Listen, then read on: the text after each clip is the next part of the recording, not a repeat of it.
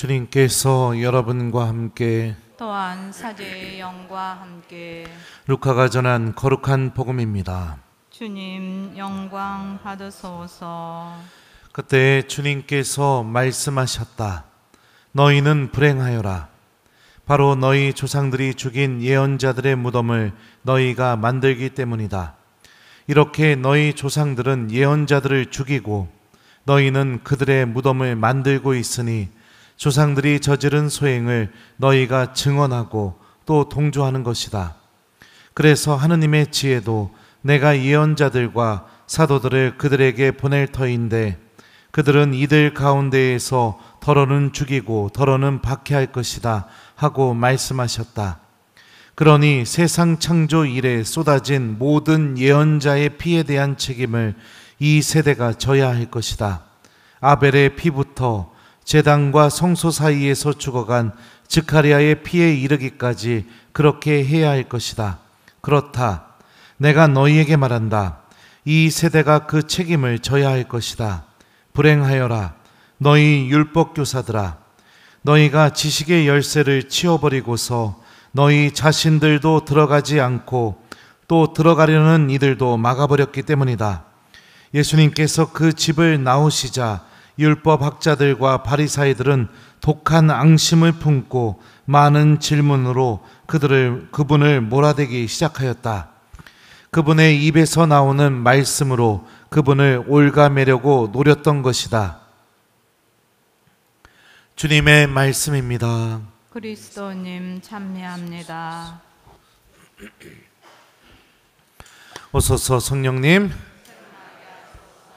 너희는 불행하여라. 안녕하세요. 네, 여러분에게 불행하다고 저는 얘기하고 싶지 않은데 오늘 주님이 율법학자들과 바리사이들에게 불행하다고 말씀하십니다.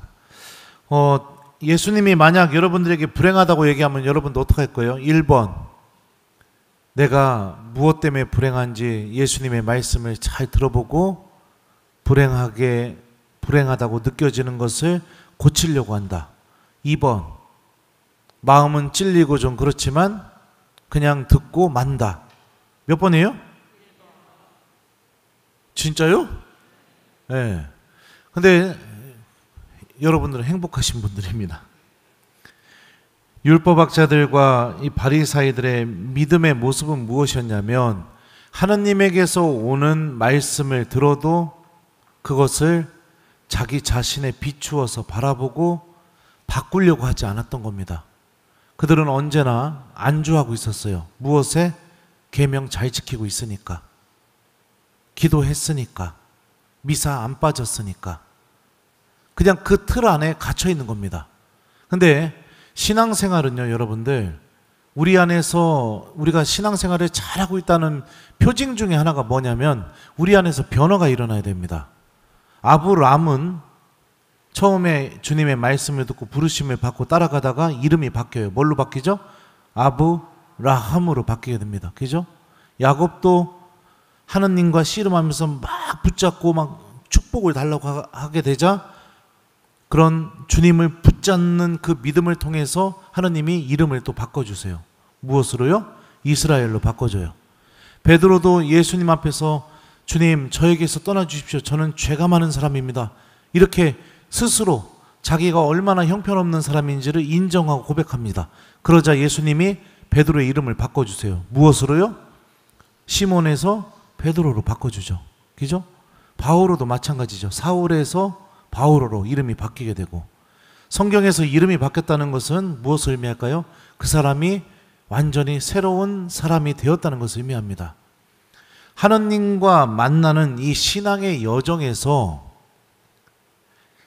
우리가 주님과 올바른 관계를 맺고 있다라는 표징은 무엇이냐면 우리의 삶이 변화가 일어나야 돼요. 무엇을 통해? 하느님의 말씀을 통해요. 신앙생활이 주일 미사 드렸고 판공성사 잘했고 아침 기도 저녁 기도 안 빼먹었고, 네.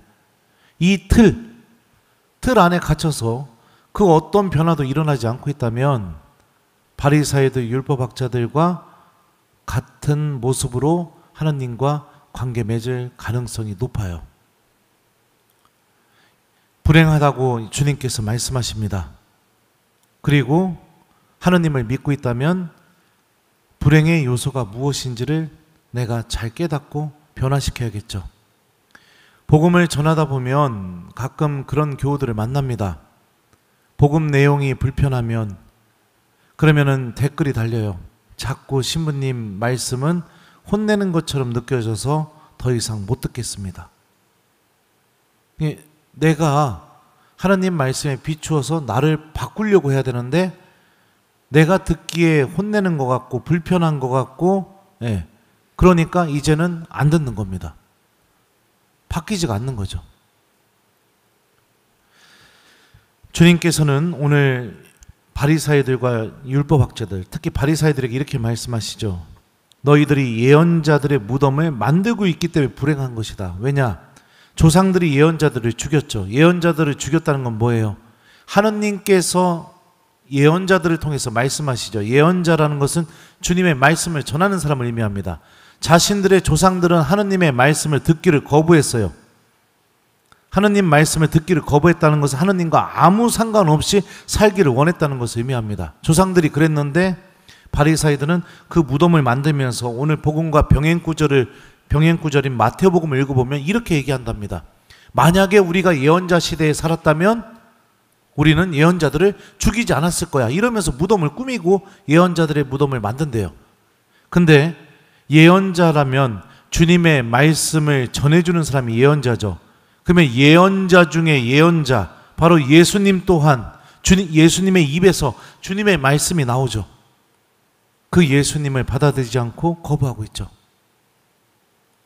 예수님 전에 누가 있었죠? 세례자 요한이었죠. 세례자 요한의 말도 받아들이지 않았죠. 복음에 보면 이런 표현이 있죠. 세례자 요한이 와서 먹지도 않고 마시지도 않으니까 뭐라고 얘기한다고 했어요? 마귀 들렸다고 얘기하고, 사람의 아들이 와서 먹고 마시니 보라 저자는 목보여 술꾼이며 세리와 죄인들의 친구다. 이렇게 얘기한다고 했죠.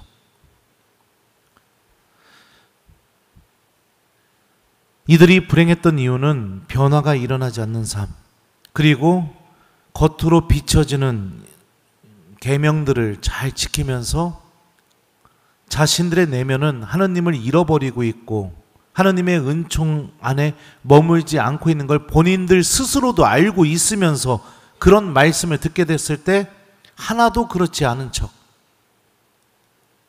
연기하는 삶, 위선자. 그래서 마태복음의 오늘 복음과 똑같은 내용에서는 예수님께서 바리사이들과 율법학자들을 부를 때 불행하여라 너희 위선자 바리사이들과 율법학자들아 이렇게 말씀하세요. 무엇을 통해서요? 기도를 통해서 내가 하느님과 아무 문제가 없다는 것을 드러내는 도구로, 자선도, 신앙생활도, 단식도, 모든 것이 겉과 속이 다른 삶. 내가 은총이 필요한 걸 알고 있다면, 그리고 주님의 말씀이 그 부분을 가리키고 있다면 내가 어떤 사람이든지 간에 회개하고 주님께 자비를 청하고 용서를 청할 수 있는 그런 믿음을 갖고 있어야 되는데 잃어버렸기 때문에 불행한 겁니다. 특히 복음서를 보면요, 예수님은 간음하던 여인에게도, 남편이 6이나 있었던 사마리아 여인에게도, 당신 오른쪽에 못 박혀서 처벌받았던 어마어마한 죄를 졌겠죠. 그 강도에게도, 세리 마테오에게도, 스스로 죄인이라고 이야기하는 베드로에게도, 복음서에 만났던 그 어떤 죄인에게도 예수님은 불행하여라 라고 한 번도 말해본 적이 없습니다. 한 번도 말해본 적이 없어요. 특히 산상설교에서 행복하여라 라는 이 표현이 왜 행복하느냐? 하느님 나라가 그들의 것이다 라는 이 말씀과 연결지어서 우리가 불행하여라 라는 이 표현을 이해해 본다면 무엇 때문에 불행한 거예요? 하느님 나라를 차지하지 못하니까. 무엇 때문에 불행한 거예요? 하느님의 위로를 받지 못하니까. 무엇 때문에 불행한 거예요? 하느님께서 주시는 은총으로부터 떨어져 나갔으니까. 영원한 생명을 얻지 못하니까. 그러니까 불행한 겁니다. 사랑하는 교회 여러분들, 주님의 말씀에 민감하게 반응하는 신앙인이 되십시오. 민감하게요. 불편하고 마음이 찔리고 나를 혼내는 것처럼 느껴지는 거 여기서 머물지 마시고, 그게 느껴졌다면 그 말씀을 붙들고 나의 말과 행동과 살아왔던 삶의 그 길을 들여다보면서 변화를 일으키려고 하십시오. 이게 행복으로 걸어나가는 길입니다. 행복으로 걸어나가는 길이요. 그냥 불편하고 그냥 혼내는 말씀, 여기에서 머무르게 되면 우리들의 신앙생활은 아침 기도, 저녁 기도, 삼종 기도, 묵주 기도 열심히 했고, 주일 미사 한 번도 빠지지 않았고, 판공성사도 꼬박꼬박 봤음에도 불구하고 불행할 수가 있습니다. 외적인 충족 조건은 채웠지만 내면이 하느님을 잃어버렸기 때문에, 내면이. 마치 그런 경우와 똑같죠. 사랑을 완전히 잃어버린 부부가 그냥 집에서 살고 있는 모습과 똑같은 거죠. 오늘 일독서 말씀도 볼까요? 오늘 로마서의 말씀입니다. 바오로 사도는 로마서에서 이렇게 말해요. 모든 사람이 죄를 지어 하느님의 영광을 잃었습니다. 그러나 그리스도 예수님 안에서 이루어진 속량을 통하여 그분의 은총으로 거저 의롭게 됩니다. 모든 사람이 죄인이지만 예수님을 통해 이루어진 속량으로 인해서 우리는 은총의 주인공이 되고 의롭게 된다고 얘기해요. 의롭게 된다는 게 뭐예요? 하느님과 올바른 관계를 맺게 된다는 것을 의미합니다. 무엇을 통해서? 믿음을 통해서요. 일독서 앞부분에 이 말씀 앞부분에 이렇게 나오죠.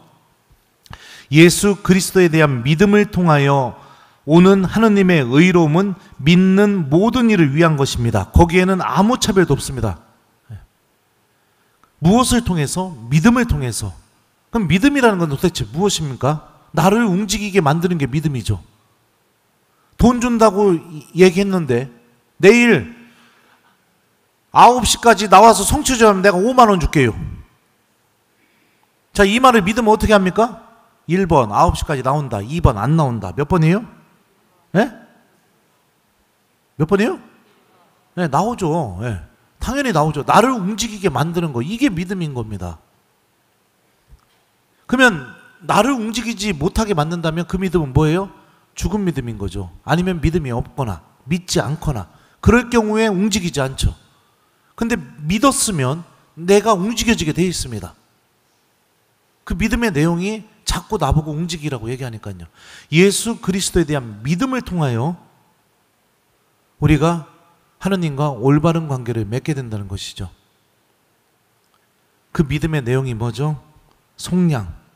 하느님께서 나의 모든 죄를 없애주시기 위해 예수님을 대신 희생제사를 바치게 하셨다는 것. 속량이라는 건 뭐냐면 누군가가 죄를 짓거나 감옥에 갇히게 되면 그 사람의 능력으로 해결할 수 없을 때 어떤 사람이 나타나서 그 사람의 죄값을 다 지불하고 그 감옥에서 그 죄로부터 풀어주는 것, 이걸 속량이라고 합니다. 예수님을 통해서 하느님께서 우리에게 이 신비를 이루어 주셨다. 이 은총에는 아무 차별도 없다. 모든 사람이 다 해당된다. 바울은 이렇게 얘기하죠. 그러니 나에게도 해당되는 겁니다. 이 속량의 주인공이 되는 것은 믿음으로 받아들이는 것이고, 참된 믿음이라는 것은 하느님의 말씀이 나를 변화시키고 움직이는 것이죠. 이렇게 될 때 우리는 행복선언의 주인공이 될 수 있고 주님께서 마련하신 구원의 은총으로 걸어나가게 됩니다. 바리사이들, 율법학자들, 하느님에 대해서 아주 잘 알고 익숙했던 사람들입니다. 근데 참 아이러니하죠. 등잔빛이 어둡다고 주님에 대해서 잘 알고 있고 주님에게 대해서 익숙한 이들이 예수님 불행선언의 주인공이 됐습니다. 신앙생활은 오랫동안 한 것이 중요한 것이 아니라 하루하루 하느님의 말씀이 나를 움직이게 만드는 것이 중요한 것입니다. 우리 모두 불행으로 걸어나가는 신앙인이 아니라 하느님께서 마련하신 행복으로 걸어나가는 하느님의 자녀가 됐으면 좋겠어요. 숙제 드려요. 오늘 주무시기 전에 말씀이 나를 변화시키는 이 삶이 행복으로 나아가는 길이라고 오늘 말씀이 우리에게 알려주고 있죠. 그러니까 오늘 하루는 다 지났으니 어떻게 방법이 없으니 주무시기 전에 매일 미사 펴서 복음 말씀 내일 복음 읽어보시고 그 말씀에 비추어서 내일 어떻게 내가 하루를 살아야겠다 이렇게 좀 마음을 먹고 주님께 도움을 청하면서 오늘 하루를 마무리하는 것을 숙제로 드립니다. 너희는 불행하여라. 아멘.